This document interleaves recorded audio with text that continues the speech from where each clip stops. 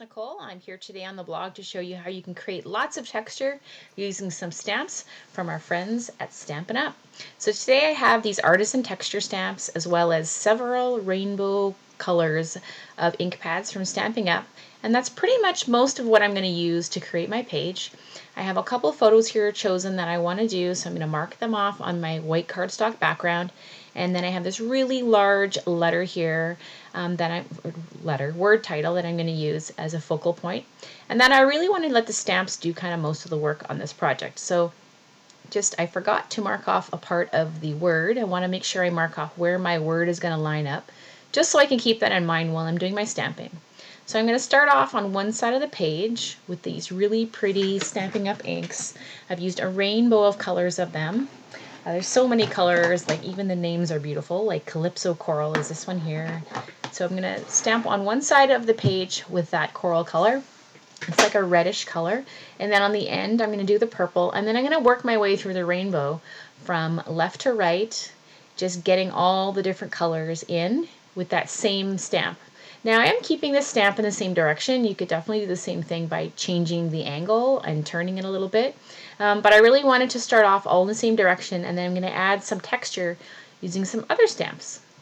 So you can see I have that nice little rainbow built across my page, and I also have all my ink pads out in that same rainbow order, so I have a bit of a reference point. And then I'm going to grab a second stamp here from that same stamp set, and in different darker colors I'm going to stamp over top. So on that blue, you can see I chose a different blue, and I just went over top, and I'm using that other stamp that has a bit of a smaller splash, I guess you could say, and I'm just adding a darker shade over top of each.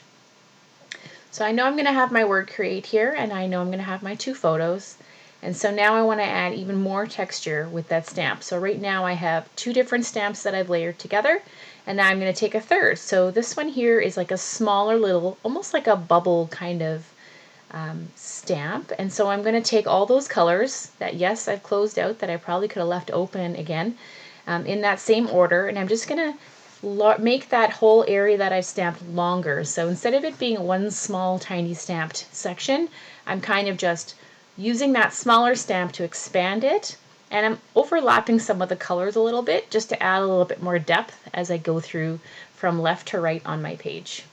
So again, I'm just going to twist my stamp this time, making my little bubbles longer and shorter as I go across to the left side of the page. And of course, as I go along, I'm using just a wipe to clean off my stamp in between the colors so as not to get everything muddled and messy. Alright, so I have that smaller stamp done, and now I still want more texture. So although it's looking pretty good, now I'm going to take another stamp from that same set, and I'm going to use some different inks here in darker shades, a dark plum color over top of that purple, just to add a little bit more texture. So I'm just grabbing some smaller ink pads from my stash, finding some colors that are very similar but just a little bit darker that I can add in and layer over top. So this is kind of a nice, as you can see there on my scratch pad, this is a nice linear stamp that I'm using just to add that same texture. And I'm actually going to go over it's a little bit darker, these ink colors, but very, very slight. It's just so you get enough tone on tone kind of contrast to have a little bit of a difference. Okay, so now I'm going to keep on moving. I decided that everything was pretty white still, and I wanted to add a little just touch of black to my page. Very small tiny ink droplets here with some black ink, and a few larger ones just to look a little bit more messy. And I'm going to let those dry as I work through the rest of my project.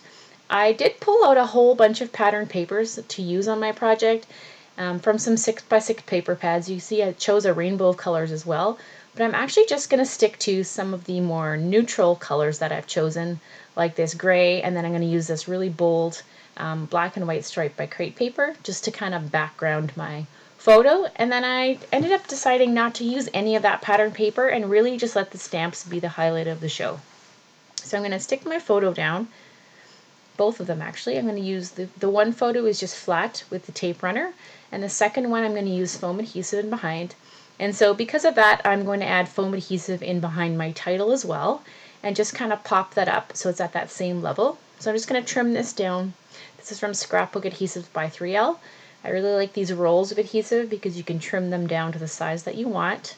So if you need a skinnier piece, you can cut a little skinnier piece, or something fatter, you can do that too. And so I'm just going to layer that create word just over top of my stamp images as well as my photos. So now I'm going to play around, and this is where I kind of think I'm going to use pattern paper, but I end up not using any. I really think that I had enough texture going on with the stamps that you can't really tell that it's not pattern paper at first. It takes you a minute because you have all the different layers of stamps. Thought about using my fringe scissors and tucking things in, and then I realized, you know what, that I don't really need that. So I'm just going to keep on going with what I have and building texture using embellishments and more stamped images. So I'm going to pull out my purple again. As I have things laid down on my page, I'm losing a little bit of the purple there on the right. So I'm going to fill that in a little bit. Same with that coral over on the left-hand side. And you can notice I'm stamping off onto the background of my scratch pad there. It's the perfect way to just kind of get the little bits that you want, but not the whole stamped images in your background. So don't be afraid to use tiny little bits. And then I'm just going to add a few more little black droplets because I lost a little bit of that as well when I put things down onto my project.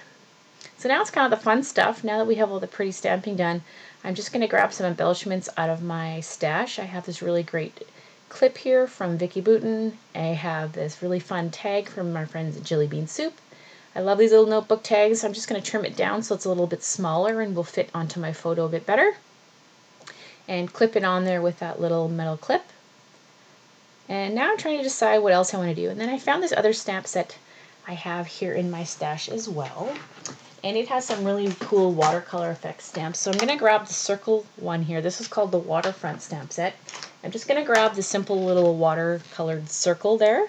And as you can see, I'm just going through across my rows of color and adding just a few little larger circles just to kind of get a bit of a dimensional texture just from those exact same colors, and kind of creating things a little bit longer onto my project, kind of moving that stamped from that one smaller area and just broadening it out a little with those circles. So I'm just going to clean that off really quick too and put that away.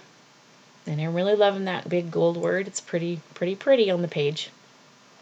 So I want to continue the sparkle, so I'm going to grab a few sequins here from Doodlebug. And I'm going to use some glue dots here and just stick those down in amongst those circles that I have stamped. And they're really pretty. So there's a rainbow of colors, as you can see. And you get quite a few in these tiny little jars. Even though they're small, you get quite a bit in there. There's probably thousands in each little vial. And because there's a rainbow, you have a rainbow of colors. So I'm just going to work across from left to right with all the different colors of sequins that I have, and just kind of to get some of that same color into my page, but in a different textural element.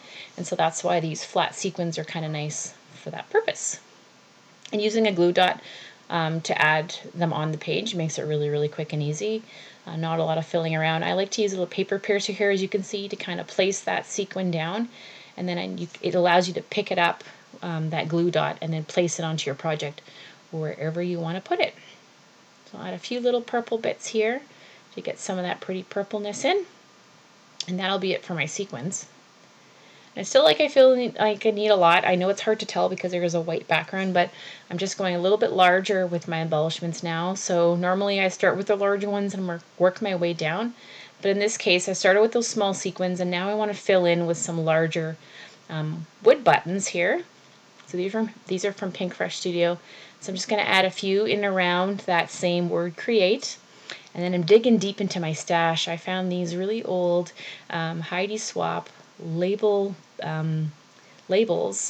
and they are like a sticky note. And so I'm going to add that in behind my photo. And then I'm going to grab a Simple Stories clear sticker. And these are really great to just stick right onto photos or onto white backgrounds. So I thought about adding one at the top here of my one photo. I opted to add one here onto that other photo on the bottom right corner, and then I'm going to take a heart here, and I'm actually going to cover that hole up in that notebook card that's on my photo. Perfect way to fill in that little area. So all the little bits you kind of have hanging around your stash are really great to add simple little layers to your project. I have some fun puffy stickers here from Paige Evans and pink paisley. So I'm going to add, again, I'm just taking smaller little embellishments that I can tuck in around my stamped area that match my color scheme. And it's really not hard once you start digging through your items. I have these words are really great. You can always use these on any sort of project. So some words by Vicki Boutin. And then I'm just going to move that flower. I would like it better a little bit farther down. And a little bit of washi tape. So this is Dear Lizzie washi. I'm just going to rip a strip here and add that as a nice layer. And that is really it. You can see all the different textures those stamps creates a nice border right across that project. When you look at it, you think it's patterned paper, that it's printed like that. Really easy to